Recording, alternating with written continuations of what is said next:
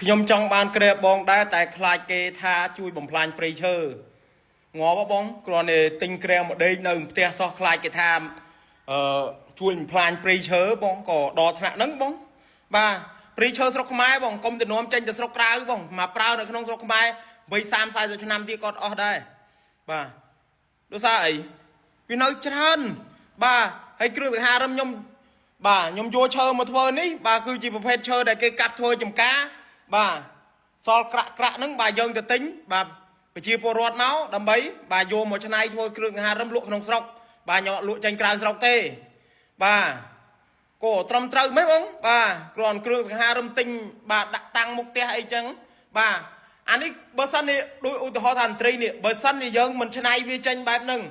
វាគ្រាន់តែជាដុំអស់មួយដុំហ្នឹងបងទុកចោលបាទឲ្យមេស៊ីដដែលហ្នឹងដូចអាដុំនេះអីដល់យើងយកមកច្នៃចឹងបាននឹងអីបានទាំង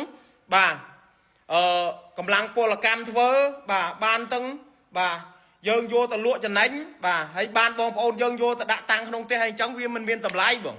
បាទហើយចុះបើយើងយកគល់ឈើនឹងមកយកទុកកាប់អស់ដុតអានោះមិនវិញបងបាទវាមិនចោលអត់ប្រយោជន៍បាទអញ្ចឹងយើងបានទាំងអស់គ្នាអញ្ចឹងបងបាទព្រៃឈើបងបាទមកត្រឹមប្រើនៅក្នុងស្រុកខ្មែរអត់អស់ទេបងបាទខ្លាចចំនួនចេញទៅស្រុកក្រៅបាទមកត្រឹមធ្វើគ្រឿងសង្ហារឹមបងអើយបាទហ្នឹងហើយអត់អស់ទេបាទកុំដល់ថ្នាក់នងពេជ្របងបាទវាមិនដល់ថ្នាក់អូគ្រាន់តែយើងធ្វើគ្រឿងសង្ហារឹមលក់នៅក្នុងស្រុកខ្មែរវាទៅបំផ្លាញព្រៃឈើមែនទេ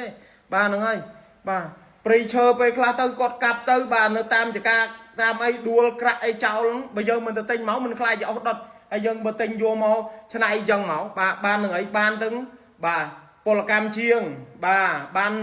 ការងារអ្នកបាញ់ថ្នាំបាទហើយបងប្អូនណាដែលមានបាទលទ្ធភាពទិញក៏គាត់ទិញប្រើទៅបើបងប្អូនណាអត់មានលទ្ធភាពទិញក៏អត់ទៅបាទហ្នឹងហើយបាទហើយមើលបងប្អូននេះដូចមន្ត្រីហ្នឹងបើសិនជាយើងទុកឈើនឹងចោលមកដុំវាមានតម្លៃអត់ទេមានតម្លៃត្រឹមអស់ដុតទេ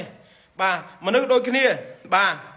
មានសាច់ឈាមខួរក្បាលដូចគ្នាតែបើយើងប្រើគំនិត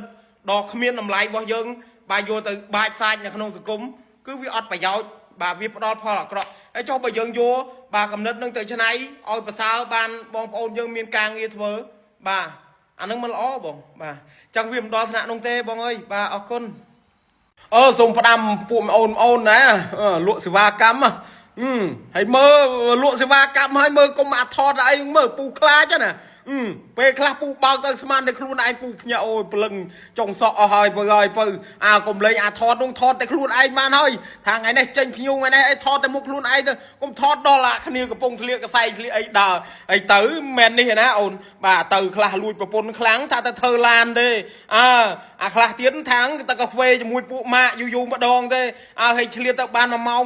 50នាទីអីនោះហើយដល់ក្មួយលេងទៅថតអញ្ចឹងងាប់ហើយដាច់ខ្យល់អូនបាទមិនមែនជារឿងលេងសើចណាបើគិតពិចារណាឡើងវិញបើថាថ្ងៃនេះបានម៉ួយប្រាប់តែបានម៉ួយទៅគ្រាន់ថតជើងថតអីចឹងទៅអីទេអានេះលើថតឯណាគ្នាកំពុងស្លៀកកសែងដើរចេញអីតែលេថតអីដូចមិនកើតទេ